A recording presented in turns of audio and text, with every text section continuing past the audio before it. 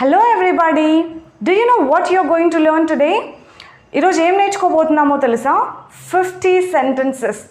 Yes, literally 50 sentences that are very helpful to talk about in our everyday conversation. English అసలు మాకు ఏం రాదు అని అనుకునే వాళ్ళు కూడా ఇంగ్లీష్ మాట్లాడడం స్టార్ట్ చేయొచ్చు ఈ 50 సెంటెన్సెస్తో. ఎవ్రీ డే మనం ఎవరితో అయినా మాట్లాడడానికి ఈ 50 సెంటెన్సెస్ చాలా చాలా చాలా హెల్ప్ఫుల్గా ఉండబోతున్నాయి. అసలు బేసిక్స్ కూడా తెలియని వాళ్ళు కూడా ఈ సెంటెన్సెస్ని ఈజీగా నేర్చేసుకోవచ్చు. Let me tell you what the sentences are.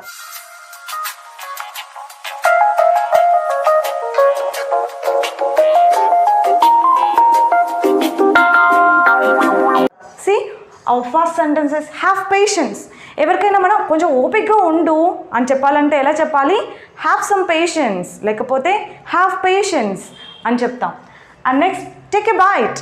ఎవరైనా కొంచెం తీసుకో. మనం ఏదైనా తింటూ ఉంటాం కదా, కొంచెం తిను, ఒకసారి కొరుక్కో అని చెప్తూ ఉంటాం కదా, ఆఫర్ చేస్తూ ఉంటాం. అలాంటప్పుడు వాళ్ళకి ఏం చెప్పొచ్చు? Take a byte. Very simple. చిన్నపిల్లలు కూడా మనం ఇలాంటి చిన్న చిన్న సెంటెన్సెస్ మాట్లాడమని చెప్పి ఎంకరేజ్ చేస్తూ వాళ్ళని మాట్లాడిపిస్తూ ఉండొచ్చు ఇలాంటి సెంటెన్సెస్ యూజ్ చేసి. టేక్ ఏ బైట్, కొంచెం తిను, కొంచెం కొరుక్కో. టేస్ట్ ఇట్ అంటే ఒకసారి టేస్ట్ చేయి అని ఎవరికైనా ఆఫర్ చేయొచ్చు food. Take a sip. Take a sip అని ఎప్పుడు అంటాం? సిప్ అంటే కొంచెం కొంచెం మనం తాగేదన్నమాట. టేక్ ఎ సిప్ అని జ్యూసెస్ కానీ మనం కాఫీ, టీ ఇలాంటిది ఏదైనా ఒకసారి తాగు అని చెప్పి ఆఫర్ చేసేటప్పుడు టేక్ ఎ సిప్ అని అనొచ్చు. నెక్స్ట్ టేస్ట్ అంటే జనరల్గా ఒకసారి టేస్ట్ చేయి అని చెప్పడం. Not that one. Not that one అంటే అది కాదు, నాట్ దాట్ వన్. మనం ఏదో తీసుకుంటూ ఉంటాం, వేరే వాళ్ళు ఏదైనా తీసుకుంటూ ఉంటారు. No no no, not that one, take another one. అది కాదు, ఇంకొకటి తీసుకో, ఇంకొకటి తీసుకో. ఎలా అంటాం? Take another one, not that one అంటాం. Wake up. You already know probably. Wake up, నిద్రలే అని చెప్పడానికి సింపుల్గా వేకప్ అని చెప్పొచ్చు. మనం పెద్ద పెద్ద సెంటెన్సెస్ యూజ్ చేసి గ్రామాటికల్గా కరెక్ట్గా మాట్లాడాలి ఇలాంటిదంతా ఏమీ లేదు. చాలా సింపుల్గా ఈ సెంటెన్సెస్ని యూజ్ చేయొచ్చు మనం ఎవ్రీడే కాన్వర్జేషన్లో. టేక్ ఎ బాత్, వెళ్ళి స్నానం చేసుకో. గెట్ రెడీ, రెడీ అవ్వు. ఇంట్లో హోమ్ మేకర్స్ ఎవరైనా ఇప్పుడిప్పుడే ఇంగ్లీష్ మాట్లాడదాం అని అనుకుంటూ ఉండే వాళ్ళైతే కనుక ఇలాంటి సెంటెన్సెస్ మాట్లాడి మీ వాళ్ళని సర్ప్రైజ్ చేయొచ్చు, పిల్లల్ని, అగైన్ పెద్దవాళ్ళని, ఎవరినైనా. అరే wow, my mummy is speaking English అని అనుకుంటారు పిల్లలు. What's that? అదేంటి? ఎవరైనా ఏదైనా చూపించారనుకోండి, వాట్స్ దాట్, అదేంటి అని అనొచ్చు. Who broke it? ఎవరు పగలగొట్టారు దీన్ని? Who broke it? Is that you? Is that you అంటే నువ్వేనా? Who broke this? Is that you? Who did this అంటే ఇది ఎవరు చేశారు? ఇస్ దాట్ యూ అంటే నువ్వేనా? యూ ఆర్ అనకుండా ఏమనాలి? ఇస్ దాట్ యూ అని అడగాలి. Okay, look here.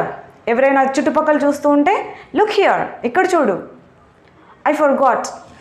అచ్చా, ఐ ఫర్గాట్, మర్చిపోయా. What happened? ఎవరైనా టెన్షన్లో కనిపిస్తూ ఉన్నారనుకోండి, you can say what happened, ఏమైంది. How did you get hurt?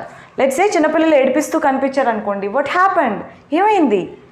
How did you get hurt, ఎలా తగిలించుకున్నావు, దెబ్బ తగిలింది అని వాళ్ళు చెప్తే కనుక ఐ గాట్ హర్ట్ అని చెప్తే how did you get hurt, ఎలా తగిలించుకున్నావు అని అడిగినట్టు అనమాట.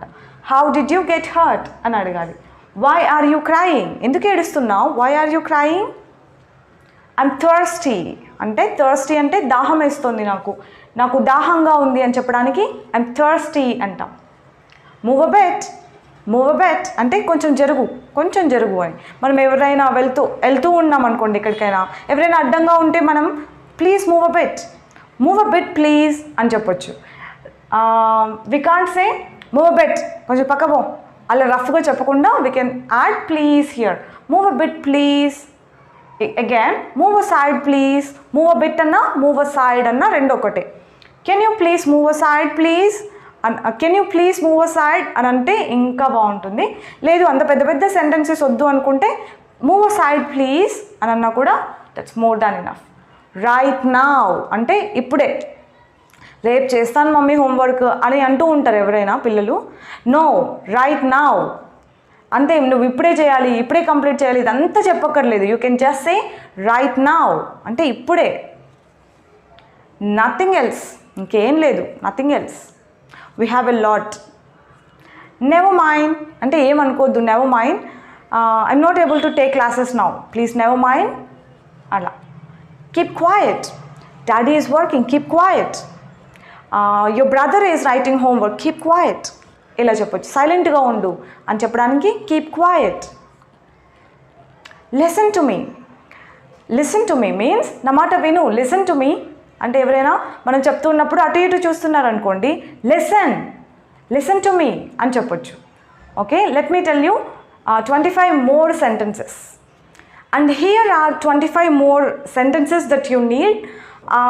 I'll tell you something.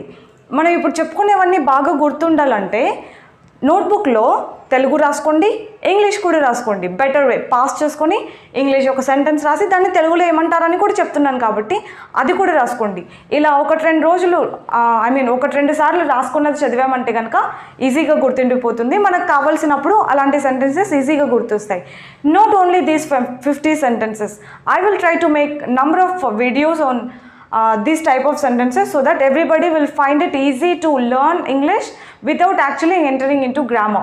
Did, do, does ఇలాంటి గ్రామర్ పాయింట్స్ అన్నీ అందరికీ అర్థం కావు కాబట్టి ఇలాంటి సెంటెన్సెస్ నేర్చుకున్నామంటే కనుక it will be easier for you to speak. Grammar ఇదంతా గుర్తుపెట్టుకోకుండా జస్ట్ ఈ సెంటెన్స్ని తెలుగులో ఏమంటారు, ఈ తెలుగులో ఇలా చెప్పాలంటే ఇంగ్లీష్లో ఇలా చెప్పాలి, ఇలాంటివన్నీ అర్థమైపోతాయి అన్నమాట. సో ఇప్పుడు బిలీవ్ మీ, నన్ను నమ్ము. మనం ఏ గ్రామర్ నేర్చుకోనక్కర్లేదు ఈ సెంటెన్స్ మనకు అర్థం అవ్వాలంటే. So this is why I'm asking you to make a note of it both in Telugu and English. తెలుగులో అండ్ ఇంగ్లీష్లో కూడా నోట్ చేసుకున్నామంటే ఇలాంటి సెంటెన్సెస్.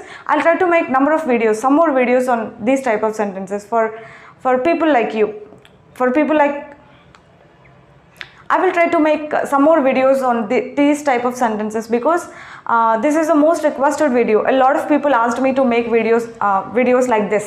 ఇలాంటి వీడియోస్ చేయమని చాలామంది అడిగారు కాబట్టి this is my first video. You can expect some more videos like this very soon. So next we have hold it. ఎవరికైనా పట్టుకో, hold it అని చెప్తాం. hold my hand. పిల్లలు ఎవరైనా చెయ్యి వదిలేసి జస్ట్ పారిపోతున్నారు అనుకోండి, ఏయ్ don't run, hold my hand అంటే పట్టుకో, నా చేయి పట్టుకో అని. ఐఎమ్ హంగ్రీ, నాకు ఆకలేస్తోంది. I'm hungry, I have to eat something. I'm hungry, ఆకలేస్తోంది. What did you cook. ఇలాంటి సెంటెన్సెస్ అన్నీ మనం పిల్లలకి నేర్పించేసేయచ్చు, వాళ్ళు చక్కగా మాట్లాడతారు. వాట్ డిడ్ యూ కుక్, ఏం వండావు. ఇస్ దాట్ టేస్టీ, బాగుందా, టేస్టీగా ఉందా. Is that tasty. I'm angry with them, నేను వాళ్ళపైన చాలా కోపంగా ఉన్నాను. I'm angry with them. Go and study, వెళ్ళి చదువుకో. మనం చెప్పొచ్చు పిల్లలకి, వెళ్ళి చదువుకో. Go and study. Enough of watching TV, go and study. Don't make noise, sound చేయొద్దు, శబ్దం చేయొద్దు అని చెప్తూ ఉంటాం కదా పిల్లలకి. Don't make noise. ఇందాక మనం కీప్ క్వైట్ అనేది నేర్చుకున్నాం, అంటే సైలెంట్గా ఉండు. డోంట్ మేక్ నాయిస్ అంటే నాయిస్ చేయకు. Can you answer this. ఎవరినైనా అడగొచ్చు, నాకు ఇది ఆన్సర్ తెలియట్లేదు, కెన్ యూ ఆన్సర్ దిస్, నువ్వు చేయగలవా ఆన్సర్, చూడు. How do you spell that అంటే దాని స్పెల్లింగ్ ఏంటి అని అడగడానికి మనం how do you spell that అని అడుగుతాం అనమాట. How do you spell that. ఒక టఫ్ వర్డ్ చెప్పాను అనుకోండి, లైక్ ఎన్సైక్లోపీడియా అని చెప్పాను అనుకోండి, how do you spell that అంటే స్పెల్లింగ్ చెప్పండి అని అడగడం. That's it. How do you pronounce that. ఏదైనా ఒక వర్డ్ కనిపించింది మనకి, దాన్ని ఎలా పలకాలో తెలీదు, అప్పుడు how do you pronounce that అని అడగొచ్చు. ప్రొనౌన్స్ చేయడం అంటే పలికే విధానం. Next, what is it called in English. అంటే దీన్ని ఇంగ్లీష్లో ఏమంటారు. ఎక్కిళ్ళు. What is it called in English, ఏమంటారు దాన్ని ఇంగ్లీష్లో. ఇలా అడగచ్చు. గో అండ్ స్టడీ, వెళ్ళి చదువుకో అని చెప్పడం అనమాట. Go and study. Believe me, నన్ను నమ్ము. Believe me. I didn't do that, నేను అది చేయలేదు. I didn't do that. I didn't lie, నేను అబద్ధం చెప్పలేదు. See, I didn't do that, నేను అది చేయలేదు. ఐ డెంట్ లై, నేను అబద్ధం చెప్పలేదు. షీ లైడ్, ఆమె చెప్పింది అబద్ధం. డూ యూ నో దాట్, నీకు తెలుసా ఆ విషయం. Do you know that. Did you meet them అంటే వాళ్ళని కలిసావా. వాట్ డిడ్ దే సే, ఏం చెప్పారు వాళ్ళు. What did they say.